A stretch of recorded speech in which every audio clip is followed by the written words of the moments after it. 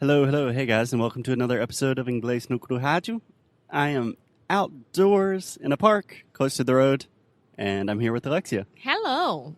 How you doing, Alexia? I'm fine. I'm so happy that we are outside. We are not freezing cold, and it's a sunny day. Yeah, so I'm not sure how the quality of this audio is going to be because there are planes above us, there are cars beside us, there are people walking and looking at us like we are crazy people. But this is real life because when you're going to speak English and when we are going to listen to someone speaking English, will be like this. Yeah, that's a good excuse for the poor sound quality. Yeah, so one thing before we get started today, Alexia, I love being in cities. Currently, we're in Porto, Portugal. I was going to say Portugal. But the bad thing about cities, they're loud. It's really hard to find a place to record, to give feedback. It's tough. Yes. So cities are allowed, but the place that we chose today is very, very loud as well. Yeah, well, We are in an intersection. it's the best we can do today. And it has been really cold recently, so we wanted to take advantage of a sunny day and get outside. Yes, and Portuguese people, they love to buzinar. Honk. Yeah, honk. Yeah, that's a funny Honk, word. honk. Yeah. Yeah, kind of an onomatopoeia. Do you know what that is? Uh-huh. Onomatopoeia. Yes, a word that sounds similar to what it describes, like honk, buzz, Bark. bark. No, bark, no. Woof, woof. Sorry. Yeah, more or less. Anyways, today, Alexia, I was thinking it would be cool to talk about the winter in Portugal and how you are dealing with that as a Brazilian carioca and some of the things that you packed to prepare for the cold. I didn't pack anything. I had to buy stuff. Okay, well, You tell had me. to pack.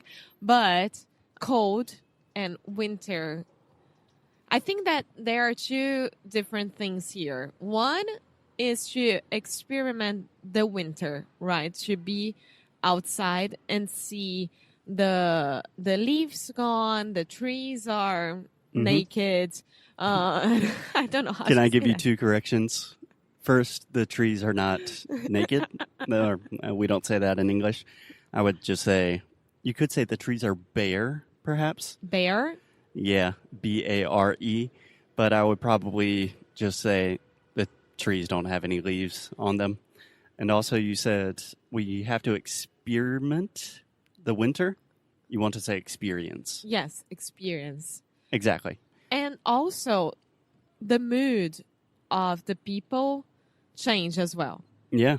It's so weird because people get more sad, not sad, but more recluse. Can I say that? Yeah, that's a great word. Yes. Yeah, a little bit more melancholic, Yeah. perhaps. Yeah, seasonal depression. It's a real thing. So, Alexia, I recorded an audio that I'm not sure if we are going to publish, but when I was packing to come to Portugal, I just recorded some of the things that I was packing. I don't know if people are interested in that kind of thing. And I It's thought it always would be good. cool if you told us a little bit about your process, A little bit of what? about the process, the experience of normally being in a very warm place in Rio de Janeiro and now being in a place where it is quite cold and rainy all the time. It's really interesting because when I was in Rio, I only had one type of wardrobe, right? So, Yeah, just bikinis, No. sungas. sungas? No, of course. But like dresses and skirts and shorts and how do you say blusa sem manga again? Short sleeve? Yes, short sleeve. Yeah. And then you could say tank top for, how do you say tank top in Portuguese? Tank top really has no sleeves. Regata. Regata, yeah, tank top. Yeah. So it was only one wardrobe. And in Rio during winter, I mean, it's not that it gets cold, but it gets cold for cariocas, right? So, of course, we have jeans, we have boots, we have some coats. but nothing like winter-proof. Yeah, when you say it gets cold for Cariocas, it doesn't get cold. Let's be honest about it. Nowadays, I know that, but so when I came to Portugal, I was very lucky because my mom used to have amazing winter clothes from her trips and her time during her time that she used to dance ballet around the world, and she used to buy very, very good things that would last. Yeah, so essentially what we're talking about is not specific to being in Portugal, but for any Brazilians that are traveling anywhere in the world that it's cold and they are not used to being in the cold, what kind of stuff do you bring? You had to bring some thermal clothes. Yeah, you can say thermal. We say thermal underwear, which Yes. are like kind of the long underwear that you wear under your pants. Yes. So thermal underwear, I think it's very important for those who are not used to it. I don't need a thermal underwear on the top, only on my legs. Yeah, sure. Yes. Mhm. But my dad, for example, he needs both. So Marco's little baby. what I want to make sure here that you guys understand is that, I'm going to buy some cheap winter clothes because I'm not going to use that. I'm not going to wear that much. And this is a huge mistake because the cheap becomes very expensive during the years. So it's very, very good to invest in. There we go. Yes. We always invest in things. Good coats, good thermal underwears, good cashmere tops, good, how do I say, like, not jeans, but that burgundy, como é que é? Burgundy? Yeah. Burgundy. I think you want to say corduroy? Yes. I think you were mixing. Burgundy. Burgundy is the color of like dark red. Não, então é corduroy. Corduroy. Corduroy. Yes, that is Pants. the normal kind of pants that are a little bit fluffier. Yeah. Yeah. So I think the most essential things that you're talking about, my mom always says you get what you pay for. And I always thought this was kind of stupid. No, but it's not. Weird excuse to buy expensive things. But for example, last year when we were in England, it was cold and raining a lot. So I bought a cheap rain jacket for like £5. At Primark. And I recently wore that rain jacket because it was raining here. And it's just totally not waterproof. No, it's not. So, yeah, you do get what you pay for. So if you're going to spend a good bit of time in a colder place, it's an investment. That's worth it. Yes, it's an investment. And, for example, this cashmere tops that I have from my mom, I think it's been in my family for 20, 30 years now because it was before I was born. Yeah. So imagine that. And it's perfect. It's intact. And it really, really helped me during January, which was the worst month ever here in Portugal. It's ridiculous how cold it was.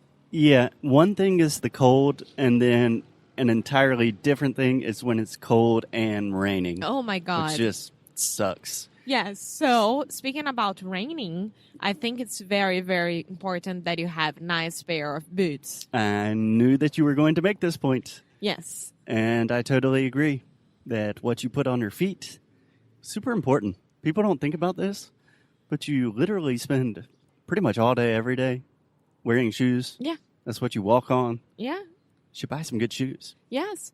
So again, be aware of how much, of course, you are paying for it because, I mean, there are a lot of good prices and apparently good stuff at H&M, Primark, etc. But it won't last for those things that you really, really need. Yeah. So go to places that are a little bit more expensive, buy those, and you won't have to worry about it for the next 10 years. Yeah.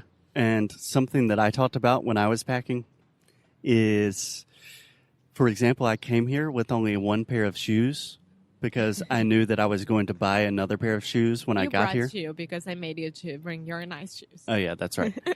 But this is something that I like to do a lot, is simply just save money and prepare to buy something when you arrive.